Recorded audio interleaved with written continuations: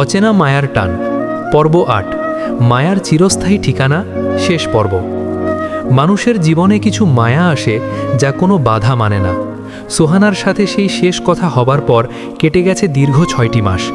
এই ৬ মাসে আমাদের মাঝে কোনো যোগাযোগ ছিল না। ওর পরিবার ওর ফোন কেড়ে নিয়েছিল, ওকে পুরোপুরি ঘরবন্দি করে রাখা হয়েছিল। সবাই বলতো, আরিয়ান ও একটা মায়া ছিল, ভুলে যাও ওকে। ভার্চুয়াল প্রেম কোনোদিন পূর্ণতা পায় না। কিন্তু আমার মন বলতো, যে মেয়ে মৃত্যুর দুয়ার থেকে ফিরে আসতে পারে সে আমার কাছেও ফিরে আসবেই। ওপাশ থেকে সোহানার সেই মায়াবী কণ্ঠটা ভেসে এলো, কিন্তু এবার ওর কণ্ঠে কোনো বিষণ্ণতা ছিল না। ও হাসতে হাসতে বলল, আরিয়ান সাহেব, অনেক তো গেম খেলা হলো, এবার কি বাস্তবের ম্যাপে আমাকে একটু জায়গা দেবেন?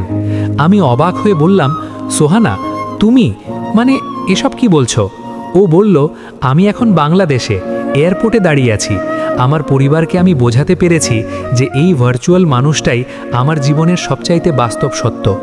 আমি আর এক মুহূর্তও দেরি করলাম না, ঠিক সেই জায়গায় গিয়ে দাঁড়ালাম যেখানে ৬ মাস আগে ওকে বিদায় দিয়েছিলাম। নীল শাড়ি পরে সোহানা দাঁড়িয়েছিল, তবে এবার ওর চোখে পানি ছিল না, ছিল এক বুক ভালোবাসা। ও আমার সামনে এসে বলল, আরিয়ান সাহেব, ভার্চুয়াল জোন থেকে বেরিয়ে আমরা কি এখন বাস্তবের জোনে একসাথে জীবনটা কাটাতে পারি না? বন্ধুরা, সেদিন আমি বুঝেছিলাম, ভালোবাসা যদি সত্যিকারের হয় তবে জিপিএস লোকেশন বা হাজার মাইলের দূরত্ব কোনো বাধা হতে পারে না। গেমের সেই লবি থেকে শুরু হওয়া গল্পটা আজ আমাদের ঘর পর্যন্ত পৌঁছে গেছে, গম্ভীর এবং শান্ত স্বরে। বন্ধুরা, অচেনা মায়ার টান গল্পটি আজ এখানেই শেষ হচ্ছে। সোহানা আর আরিয়ান এখন একসাথেই গেম খেলে, তবে গেমের ভেতরে নয়, বাস্তবের জীবনে। মনে রাখবেন, মায়া কোনোদিন মরে না, যদি সেই মায়ার টানটা খাঁটি হয়।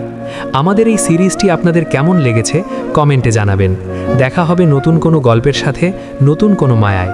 ধন্যবাদ।